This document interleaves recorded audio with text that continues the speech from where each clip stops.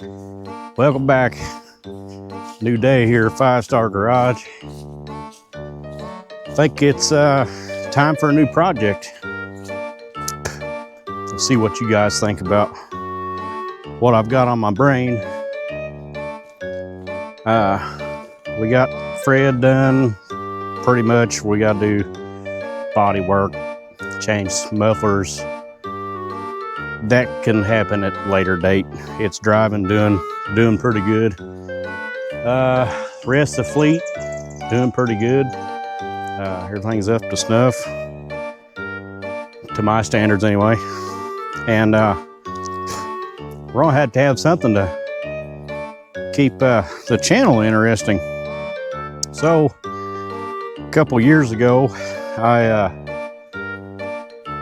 got tired of seeing something I had sitting around and felt I needed a little change, move it down the road. I don't use them. And did a little trading. And I have never had good luck at trading. I always get the shitty end of the stick, if you will. But I seen something on Marketplace. Thought it might fit in with our group of misfit toys around here. And reached out to the guy. He was interested in what I had. I was interested in his stuff. And he even delivered it. So I kind of got this project sight unseen. And he got the better end of the deal. It happens.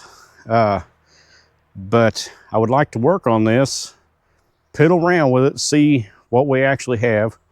I know it's not good, but if we can get it on the trail, maybe not, I know it ain't gonna be on the road, but if a guy can get it on the trail, make a play toy out of it, and then possibly move it down the road, recoup some of our loss. I don't really need another one of these. I've got 3 of them now. And I think it's got enough potential there we can make something out of it. But if you want to see it, here it comes.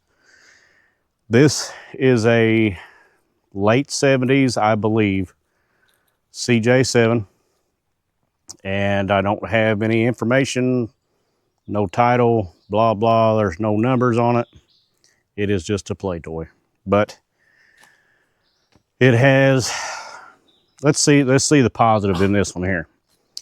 It's got 35s on it, and it has axles and part of a body. It's got an engine, which is a straight 6, 4.2, 258 Jeep 6-cylinder, 3-speed transmission, standard, and the Dana 20. And the tires kind of hold wind. I've never put air in them since I've got it. They are a little bit slick, so they're wore in. It has seats, has a roll cage, and has a fuel cell in the back I've never seen. I don't know if it's a homemade job or what. It's actually underneath the body, and axles supposedly has 411 gears in it and possibly a locker, but I can see with my eye that it does have 1-piece axles, Yukons, so that's a plus. And the wheels have got a hell of an offset on them. If you've ever messed with a CJ Jeep that has narrow track axles, you go to put a bigger tire on it, they always rub the frame and the body tub, so you have to either get the right offset or spacers or whatever, or run really skinny tires. But this has the wide offset, and somebody did the hillbilly beadlock with screws on this one. Sure. Whatever.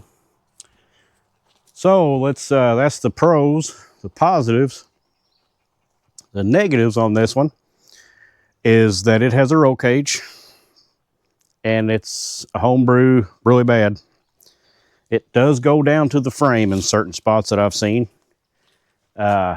Nothing is bent except for, I guess these are homemade. This isn't a factory bar here. This It's kind of been bent and coped and whatnot, but it's kind of sketchy.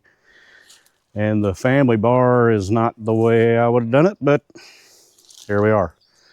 It's got seats. They're terrible.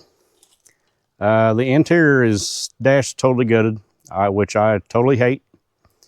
Jeep dashes are so simple. Why would you take that out? Anyway, it does have really terrible body, which a guy wouldn't have to worry about if it's just a trail vehicle. And it's got some kind of terrible looking doors, half doors. I can't get that one open, of course. The back of the body is really bad. It's got a really terrible seat in the back. Transmission cross member belly pan is laying in the back, so that's a negative. We have the transmission cover, the floor pan cover, laying in there, and it looks terrible. And I think we have at least one dry shaft sitting down in there, so they're not in. So there's another negative. Let's see if we can get this door open.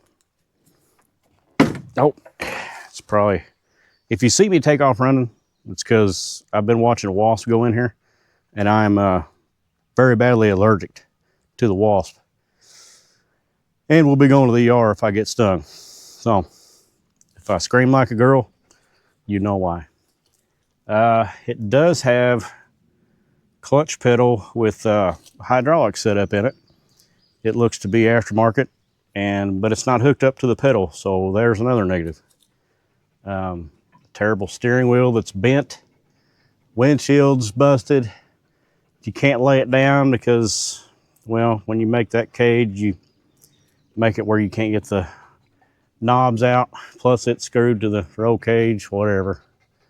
I had to put that piece of wood in the bikini top because it was holding water, so that kind of helped shed the water off of it.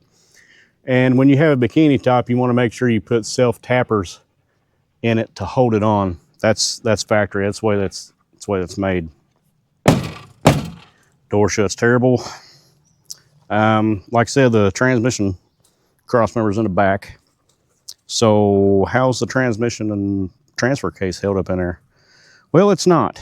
It is attached to the motor, and it's all relying on the motor mounts, which that one right there is a solid mounted. It looks to be a piece of square tubing straight to the mount. If you've ever had one of these, you know why that's a solid mount. These 6-cylinders, they separate that motor mount all the time. So I always had to run chains from my engine down to the frame to keep it from torquing up. You'd be going along and you notice it because your transmission shifter leans over and hits your passenger in the leg. So there's another negative, which I guess that's fixed. I don't know. But another negative is it's got a new power steering hose, pressure hose, but for some reason somebody took bolt cutter and chopped it off. It screws in, guys. You don't have to do that. So it needs a new one of them. And another negative, it's got terrible paint job. Should have left it orange, but we did the right thing and camouflaged it. Whatever. Okay. And another negative, no fenders, because you're going to rub with your 35s and bald 35s. The hood isn't great, but look underneath that thing. That thing is slick underneath, but we cut out the cross member up there at the top to fit the radiator that is zip tied in with a half a bolt and then a piece of all thread on the other side. Yeah, that's good too. Reman carburetor. It does the thing, but it's not connected to the linkage. So that piece of linkage is missing. Don't know if it turns over. Oh, it just moved. Cool, we're not locked up. All right. Another negative, it's got zoomies, and they're not supposed to be zoomies. The header has been, it's a 2-piece header, and it's been sawed on at one point in time. So that's great. What else? Oh, here's the hydraulic clutch that's not hooked up, hanging on by a thread. It does appear to have the slave cylinder in it. Well, that's good. Missing shocks on the front. I believe I robbed those shocks for something. What did I rob those shocks for? I don't know.